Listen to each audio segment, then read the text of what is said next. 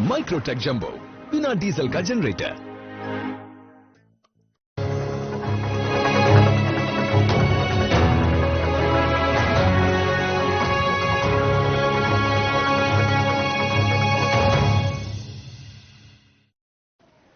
नमस्कार, मैं हूं आपके साथ अंकिता पाल। बुलेटिन की शुरुआत करते हैं हेडलाइंस के साथ। चुनाव प्रचार में जुटे मोहन मरकाम, लगभग 16 ग्राम पंचायतों में लगाई चुनावी चौपाल। मोहन ने स्थानीय लोगों से किया संवाद।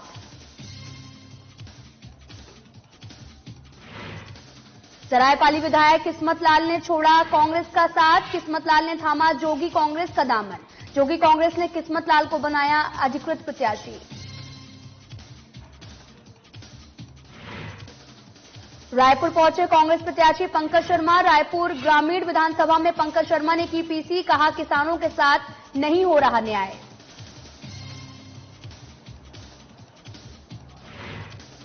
धमतरी में बीजेपी ने कार्यकर्ता सम्मेलन का किया आयोजन। सम्मेलन में सैकड़ों नेता हुए शामिल। विधानसभा चुनाव को लेकर की गई चर्चा।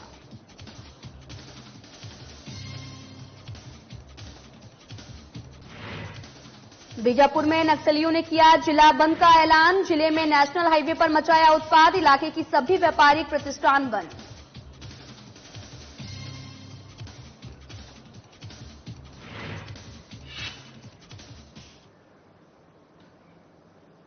शुरुआत करते हैं बुलेटिन की। रायपुर में सिंधी समाज की महत्वपूर्ण बैठक। दोनों राष्ट्रीय पार्टियां बीजेपी और कांग्रेस ने सिंधी समाज को नहीं दिया है। आपको बता दें कि विधानसभा का टिकट साधना प्लस के संवाददाता सागर बंद्रा ने सिंधी समाज के कुछ नेताओं से बातचीत की। उन्होंने बताया कि सिंधी समाज के दोनों पार्टियों से 5-5 टिकट देने की मांग की थी। और रायपुर उत्तर विधानसभा से नगर निगम पार्षद युवा कांग्रेस नेता अजीत कुकरेजा प्रबल दावेदारों में थे और उसके बाद में अजीत कुकरेजा का टिकट काटकर उत्तर विधानसभा से विधायक रहे कुलदीप जुनेजा को फिर से एक बार उम्मीदवार बनाया गया। और साथ ही आपको बता दें कि कांग्रेस की ओर से बीजेपी ने भी 90 विधानसभा सीटों में सिंधी समाज के किसी को भी प्रत्याशी नहीं बनाया। सिंधी समाज के कुछ नेताओं का भी कहना है कि सबसे पहले उत्तर विधानसभा से सिंधी समाज से निर्दलीय प्रत्याशी के रूप में हम उनको उतारेंगे। सभी समाज को एक साथ लेकर चुनाव लड़ेंगे। छत्तीसगढ़ में 8 से 9 ऐसी विधानसभा सीट हैं जहां पर सिंधी मूल्य ज्यादा है। आगामी विधानसभा चुनाव को लेकर समाज के परिप्रेक्ष्य में राष्ट्रीय पार्टी ने टिकट नहीं दी थी तो उसको लेकर आक्रोश था। उसी की चर्चा के संबंध में मुखी गण, समाज के प्रमुख गण बैठे थे। अनेक विचार आए हैं उसमें और समाज को और अधिक जागृत और संगठित करने की आवश्यकता है। इस प्रकार का आज यहाँ चर्चा हुई। आगे क्या रणनीति रहेगी? आगे रणनीति के तहत ये कहा गया है कि भाई जब किसी राष्ट्रीय पार्टी ने अगर टिकट नहीं दी है तो उस स्थिति में सब अपने स्वविवेक से निर्णय ले सकते हैं। विचार कई किस्म के आए हैं पर हमने यह निवेदन किया है कि भाई आप अपने स्वविवेक से अपने देश हित की पार्टी को आप चुने। आने वाले चुनाव में अधिक से अधिक मतदान करें और अपनी ताकत को मतदान करके सिद्ध करें, न कि किसी नेगेटिविटी को फैला के। बैठक का उद्देश्य ये था कि सिंधी समाज में राष्ट्रीय पार्टियों को द्वारा टिकट न देना, चूंकि हमारा समाज पूरे छत्तीसगढ़ के क्षेत्र में फैला हुआ है, व्यापार समाज है और बहुतों लोगों से कनेक्टिविटी है। सर्वमान जो नेता हमारे सिंधी समाज से किसी भी पार्टी में है, चाहे भारतीय जनता पार्टी में हो चाहे कांग्रेस पार्टी में हो, वो सिर्फ समाज का नहीं है, वहां पे उन्होंने मेहनत की है, आज उस नेतागिरी में आए हैं। हम चाहते हैं कि हमारे समाज से भी किसी न किसी को ऐसे विधायक पद में आना चाहिए, लेकिन वो पार्टी सर्वे करके उनके सुनिश्चित जीत के आधार पे उसको देने का अधिकार पार्टी को है। लेकिन पार्टी ने टिकट नहीं दी, उसलिए आज हम जो बैठक रखे थे, जिसमें अभी ये एक चर्चा थी कि अगर एक पार्टी से टिकट नहीं मिली तो दूसरी पार्टी में भी डिक्लेयर हो चुका है। पर उत्तर से अभी भी एक संभावना ये बनी हुई थी कि अजीत कुकरेजा, जो कि सर्वमान यहाँ के उत्तर के एक राजनीति में दक्षम नेता हैं, भले हमारे समाज के हैं लेकिन वो दक्षम नेता है जिन्होंने एक पार्टी के लिए समर्पित भावना से कार्य किया है, तो अगर उस समय अगर अभी भी प्रयास में उसको टिकट मिल सकती है, पार्टी विचार करे उस विषय में, तो समाज के लिए एक बहुत गौरव की बात होगी और समाज चाहेगा कि कहीं ना कहीं से राष्ट्रीय में अगर संभावना हो तो हम उसका प्रयास करें। हम लोग सिंधी समाज में बहुत ज्यादा आक्रोश है क्योंकि हम लोग को विधानसभा टिकट में कोई दावेदारी नहीं दी गई, इसलिए बहुत नाराजगी है, पूरे समाज में आक्रोश है। दोनों राष्ट्रीय पार्टियों ने जो टिकट नहीं दी है उस परिप्रेक्ष्य में बैठक है और जिसमें हमें उम्मीद ही नहीं वरन विश्वास है कि अजीत कुकरेजा जी निर्दलीय चुनाव लड़ेंगे और निर्दलीय तौर पे हमारा उनको भरपूर समर्थन है। आप देख रहे हो सिंधी समाज हजारों की संख्या में आज यहाँ इकट्ठे हुए हैं। इसका एक ही कारण है कि सिंधी समाज को, सिंधी वर्कर को, जो सिंधी कार्यकर्ता है कांग्रेस का, कहीं का नहीं छोड़ा। उन्होंने पिछले 20 साल से हम टिकट मांगते आ रहे हैं, लेकिन उन्होंने आज तक कोई ध्यान नहीं दिया। और उसके पहले मैं 1980 से कांग्रेस से जुड़ा हूं, 40 साल हो गया, 43 साल हो गया। बड़े अफसोस के साथ कहना पड़ा कि मैं बहुत सक्रिय रहता हूं, हर आंदोलन में कांग्रेस के साथ रहा और आगे भी मेरा विचार है कांग्रेस साथ ही रहूंगा मैं।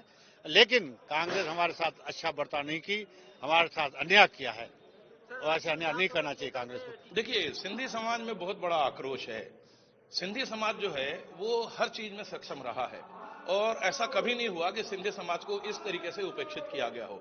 ये पहली बार हुआ है कि दोनों ही बड़ी पार्टियों ने सिंधी समाज से किसी भी प्रत्याशी को टिकट नहीं दी है।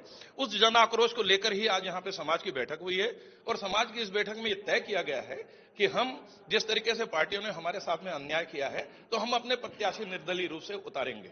और इसमें सबसे बड़ी बात यह है कि हमारे यहाँ से रायपुर उत्तर से पार्षद रहे हैं अजीत कुकरेजा साहब, उनका नाम बहुमत से सामने आया है कि उनको हम निर्दलीय प्रत्याशी के रूप में उतारेंगे, जिसके लिए कम से कम 10,000 लोगों को लेकर के हम रैली भी निकालेंगे और उनको हम आगे आएंगे। अजीत कुकरेजा साहब का नाम उत्तर से सबसे पहले इसलिए लिया जा रहा है क्योंकि उनकी अन्य समाजों में भी बहुत बड़ी पकड़ है, अन्य समाज भी उनको मानते हैं, फिर वो मुस्लिम समाज हो, साहू समाज हो, चाहे जितने भी पढ़े लिखे वर्ग हैं, सभी समाज में उनकी पकड़ है। उनके पिताजी आनंद कुकरेजा साहब 2 बार पार्षद रहे हैं, वो खुद 2 बार के पार्षद हैं, कई सामाजिक पदों पे रहे हैं, तो उनकी स्वकारिता जो है उत्तर में बहुत अच्छे तरीके से होगी। इसलिए हम लोगों ने ये तय किया है कि पूरे छत्तीसगढ़ में शुरुआत हम उत्तर से करेंगे और अजीत कुकरेजा को निर्दलीय रूप से आज समाज ने तय किया है कि उनको हम प्लेटफॉर्म पे उतारेंगे। सरायपाली से कांग्रेस प्रत्याशी चातुरीनंद के लिए कार्यालय का भवन का उद्घाटन किया गया। आपको बता दें कि कार्यालय उद्घाटन के बाद चातुरीनंद ने बताया कि क्षेत्र का विकास उनकी पहली प्राथमिकता रही है। शिक्षा के क्षेत्र में भूपेश बघेल जी की सरकार ने बहुत सारे काम किए और साथ ही कहा कि जो पत्ते पेड़ की शाखों से टूटकर गिर जाते हैं उनका कोई वजूद नहीं होता।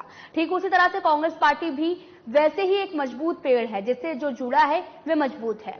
करोड़ों रुपए के विकास कार्यों के लिए सरायपाली में आवंटन मिला, विकास कार्य हुए, हर वर्ग हर समाज के लोगों के लिए कार्य हुए। सरकार बनने के बाद में सरायपाली में और तेजी से विकास कार्य होगा। कांग्रेस पार्टी हमेशा विजयी रही से और विजयी रही।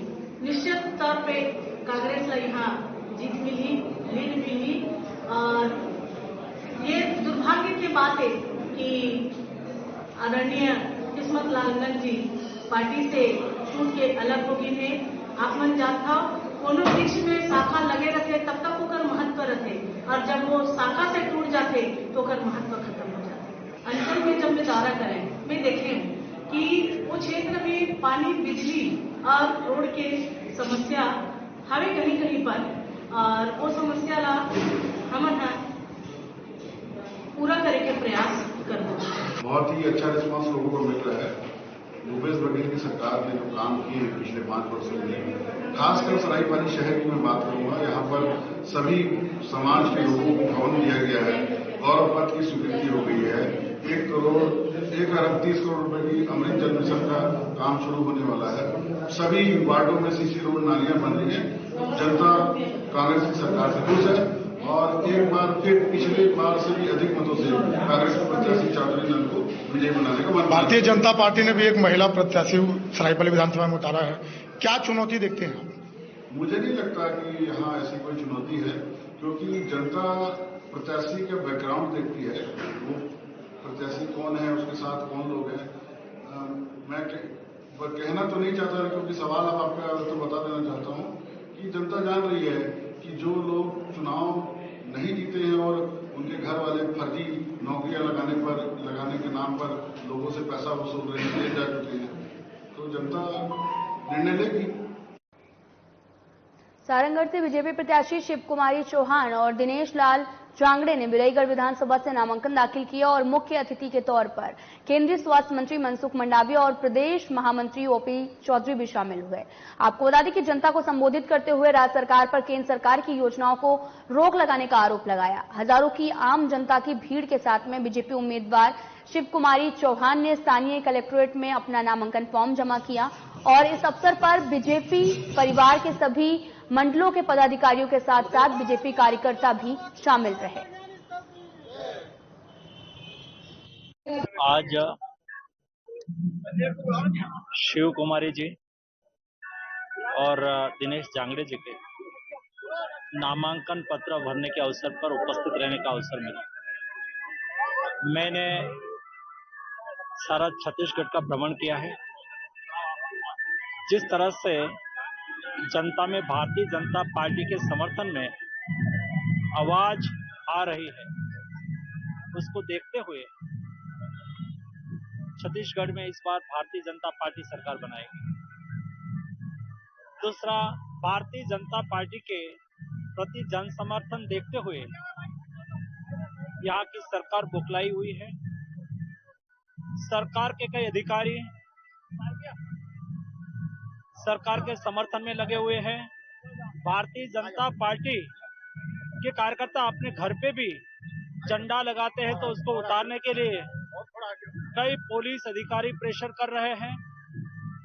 भारतीय जनता पार्टी के झंडा बैनर लेके जा रहे व्हीकल को डिटेन करने की कोशिश की जा रही है। मैं चुनाव अधिकारी को जाके निवेदन करना चाहूंगा, प्रत्यक्ष मिलके आवेदन करूंगा। जिस तरह से भारतीय जनता पार्टी के कार्यकर्ता की हत्या हो रही है, जनता को दबाने की कोशिश हो रही है, भय का वातावरण खड़ा करने की कोशिश हो रही है। भारतीय जनता पार्टी के कार्यकर्ता प्रचार प्रसार के लिए जाते हैं तो उसको कई अधिकारी रोकते हैं। मैं मानता हूं कि उससे निष्पक्ष इलेक्शन नहीं हो पाएगा। चुनाव अधिकारी के सामने सारा विषय मैं अवश्य रखूंगा। छत्तीसगढ़ में विधानसभा चुनाव के लिए अब कुछ ही दिन बचे हैं और ऐसे में भारतीय जनता पार्टी का हर एक कार्यकर्ता चुनाव की तैयारियों में लग गया है। आरंग के बीजेपी प्रत्याशी गुरु खुशवंत साहब भी लगातार विधानसभा क्षेत्र का दौरा कर रहे।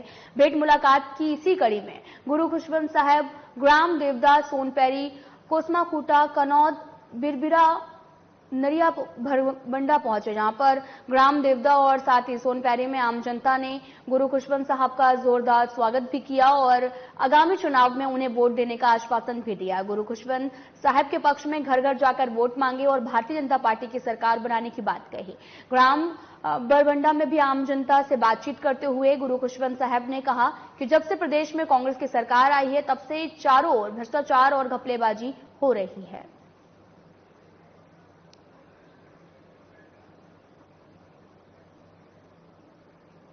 शमशाबाद विधानसभा के बीजेपी प्रत्याशी सूर्य प्रकाश मीणा ने नटेरन शमशाबाद में देव स्थानों पर चुनावी कार्यालयों का शुभारंभ किया और साथ ही इस मौके पर बीजेपी प्रत्याशी मीणा ने कार्यकर्ताओं को जीत का मंत्र भी दिया। उन्होंने कहा कि बीजेपी की रीढ़ उसके कार्यकर्ता हैं जो कि पोलिंग पर चुनाव के समय अपना 100% देकर पार्टी को जीत दिलाते हैं और हर बार की तरह इस बार भी शमशाबाद विधानसभा रिकॉर्ड मतों से जीतेगा।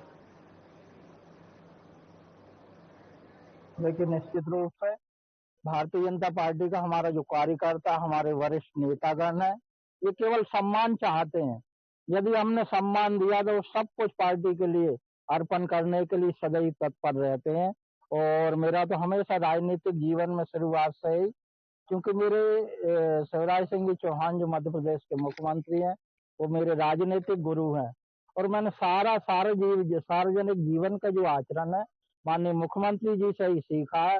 जितने वो विनम्र रहते हैं मैं उतना विनम्र रहने की कोशिश करता हूं और कार्यकर्ताओं के मान सम्मान में माननीय शिवराज सिंह जी चौहान ने कभी कोई गलती नहीं की। आप सब जानते हैं कि यदि विदिशा जिले का कोई कार्यकर्ता यदि रास्ते में कहीं दिख जाए तो गाड़ी रोक कर उससे बातचीत करते।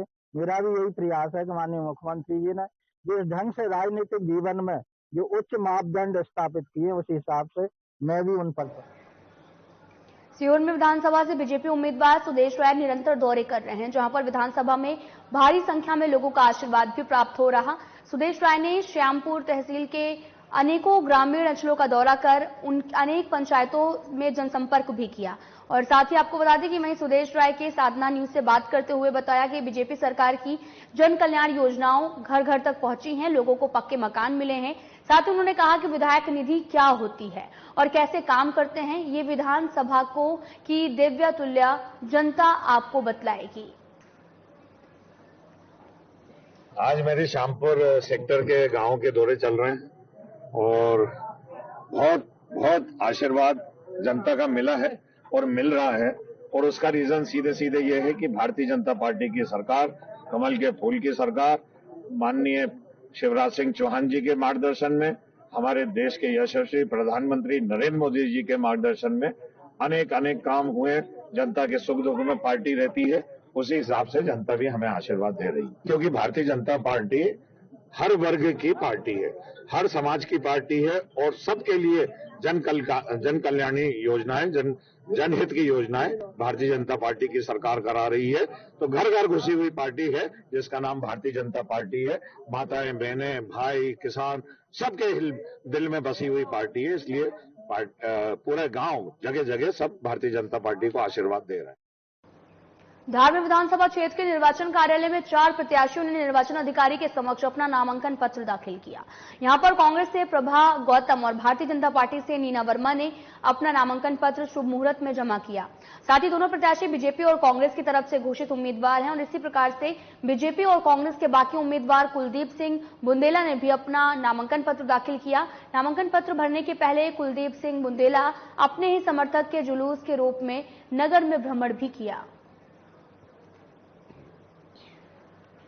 भारतीय जनता पार्टी के संगठन नेतृत्व द्वारा जो मुझे ये विश्वास दिया गया, उसी विश्वास का धन्यवाद करते हुए उन्होंने मुझे चौथी बार मुझ पर विश्वास किया और मैंने उन्हीं के निर्देश अनुसार आज अपना फॉर्म भरा है। ये फॉर्म मैंने अपने गुरु जी के समय अनुसार मुहूर्त का फॉर्म है और ये मैंने अपने समर्थक और उनके साथ कल सभी लोग, हमारे कार्यकर्ता और जनता, सभी लोगों के साथ आकर के हम रैली के रूप में अपने नगर कार्यालय से निकलेंगे। लाल बाग में संबोधित किया जाएगा और उसके बाद यहाँ पे आकर के। साथ ही आपको बता दें कि सीहोर में जवाहरलाल नेहरू कैंसर अस्पताल और अनुसंधान संस्थान का शुभारंभ किया गया, जिससे प्रारंभिक जांच शुरू हो सके और कैंसर की जांच भी की जा सके। साथ ही कैंसर के प्रति लोगों को जागरूक भी किया गया। जवाहरलाल नेहरू कैंसर अस्पताल और अनुसंधान संस्थान को सीहोर के गंगा आश्रम क्षेत्र में प्रारंभ किया गया, जिसका उद्घाटन कथा वाचन पंडित प्रदीप मिश्रा और समाज सेवी अखिलेश राय की तरफ से किया गया। आगे आपको बता दें कि साधना न्यूज से बात करते हुए पंडित प्रदीप मिश्रा ने बताया कि कैंसर अस्पताल का सीहोर में आना बहुत अच्छी बात है, जिससे लोगों की जांच यहीं हो जाएगी, रोगियों का उपचार टाइम से मिलेगा। समाज सेवक अखिलेश राय ने भी कहा कि उचित समय पर उपचार मिलने से इस बीमारी से लड़ा जा सकता है। सीहोर नगर में जो है ये सेंटर बनाया गया है कैंसर हॉस्पिटल के लिए, ये लोगों की प्राथमिक जांच के लिए और उस जांच के माध्यम से उनको प्रेरणा देना, समझाना। जो आज के ग्रामीण क्षेत्र के लोग हैं, कई लोग डर जाते हैं बड़ी बीमारी के नाम से, उनको समझाने का भी क्रम रहेगा और उनको अच्छा ट्रीटमेंट मिले, अच्छी औषधि मिले, ये भाव से ये एक सेंटर यहाँ चालू करा है। उसके लिए मैं साधुवाद देता हूँ सभी चिकित्सकों को और सभी हॉस्पिटल के डॉक्टर और जो हुनर हैं उनको बहुत बहुत साधुवाद देता हूँ, जिससे हमारे शहर में कहीं शहर के लोगों को कहीं दूसरी जगह या कहीं अन्य जगह पर घबरा कर ना जाना। प्रथम मैं Jawaharlal Nehru cancer research centre को बधाई देता हूं कि हमारे सीहोर में उनने ये स्थापना इसकी करवाई है लैब की। अब यहाँ के कैंसर की जांच हो जाएगी, क्योंकि कैंसर की सबसे बड़ी प्रॉब्लम जो है वो हमारे को लास्ट स्टेज में पता चलता है। तो इससे ये एडवांटेज होगा कि हमें फर्स्ट स्टेज में उसकी जानकारी मिल जाएगी, तो उसका उचित इलाज हो सकता है। जनता को फायदा, एक तो भोपाल आने की आवश्यकता नहीं पड़ेगी, प्रारंभिक अवस्था में ही यहाँ पर जांच हो जाएगी। फैसिलिटीज हम शुरू कर रही है धीरे धीरे और मरीजों को पूरा लाभ इसका मिलेगा। आगे जिस तरह से हमको रिस्पांस मिलेगा उस तरह से हम इसकी सुविधाएं बिल्कुल बढ़ाएंगे। हमने वैन का भी इंतजाम किया हुआ है कि मरीजों को असुविधा ना हो दूर जाने की, तो वैन से ही हॉस्पिटल पहुंचाएं। आगे की जो जांचें वगैरह हो, जो उनका ट्रीटमेंट हो वो वहीं हो। प्रारंभिक जांचों की सुविधा यहाँ पर होगी। बीजेपी के प्रदेश अध्यक्ष सांसद अरुण साव ने भी कहा कि घोटालों की सरकार का एक और काला कारनामा छत्तीसगढ़ की जनता के सामने आ गया है। ईडी की जांच में खुलासा हुआ कि किसानों को कर्ज के जाल में फंसाने वाले भूपेश बघेल की कृपा से मार्कफेड के अफसरों के गिरोह ने मिलकर जो है 175 करोड़ का चावल घोटाला कर दिया। जांच एजेंसियों की जांच में ये भांडाफोड़ हुआ। मार्कफेड के अफसरों ने करोड़ों की रिश्वत कमाने की साजिश रचकर ये घोटालेबाजी की और इसमें भूपेश सरकार की संलिप्तता से इनकार नहीं किया जा सकता। प्रदेश बीजेपी अध्यक्ष अरुण साव ने भी कहा कि अधिकारी मनोज सोनी पर भ्रष्टाचार के आरोप हैं और राज्य सरकार ने लगातार उनका एक्सटेंशन किया है और वो बने रहे, इसके लिए भी कई आदेश निकाले गए और इससे ये बात पुख्ता होती है कि सरकार ने कितने योजनाबद्ध तरीके से षड्यंत्र पूर्वक भ्रष्टाचार किया है।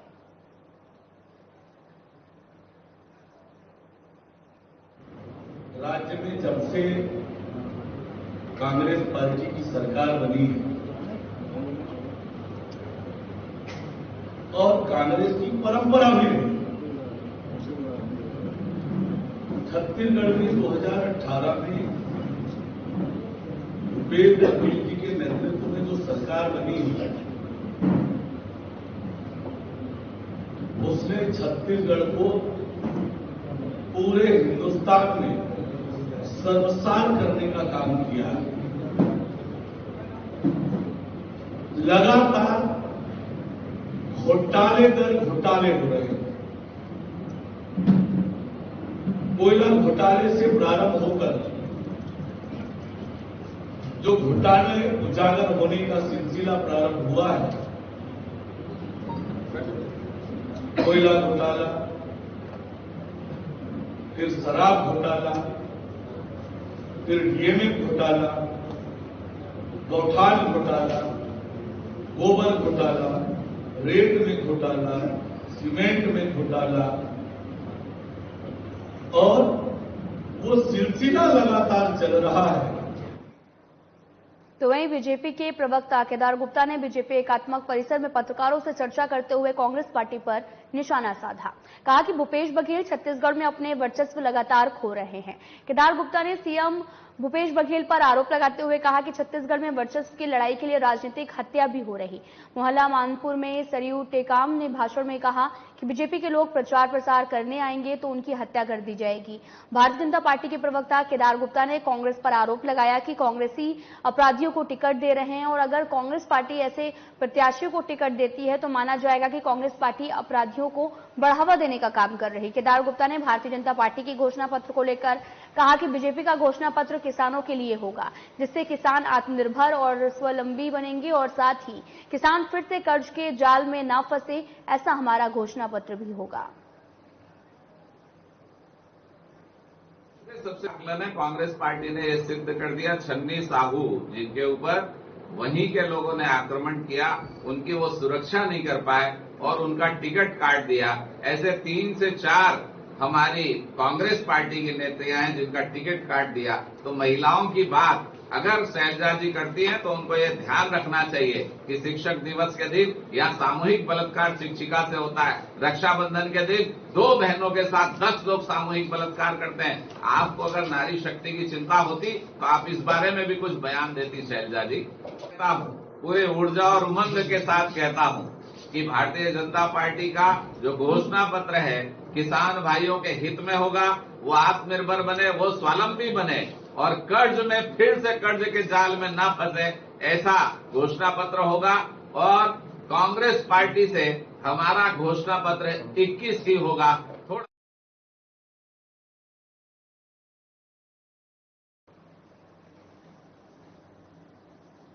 आपको बता दें कि भारतीय जनता पार्टी के प्रवक्ता केदार गुप्ता ने बीजेपी एकात्मक परिसर में पत्रकारों से चर्चा की और साथ ही कांग्रेस पार्टी पर निशाना साधा। कहा कि भूपेश बघेल छत्तीसगढ़ में अपने वर्चस्व लगातार खोते जा रहे हैं। केदार गुप्ता ने सीएम भूपेश बघेल पर भी आरोप लगाते हुए कहा कि छत्तीसगढ़ में वर्चस्व की लड़ाई के लिए राजनीतिक हत्याएं हो रही हैं।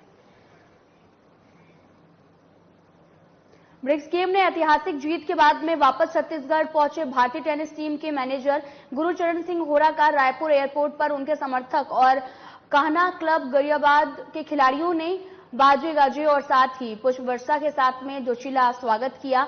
लोगों ने उनके भारतीय टीम के ऐतिहासिक जीत और उत्कृष्ट प्रदर्शन को भी बधाई दी और इस पर अवसर पर होरा ने कहा कि देश के लिए ये गर्व की बात है।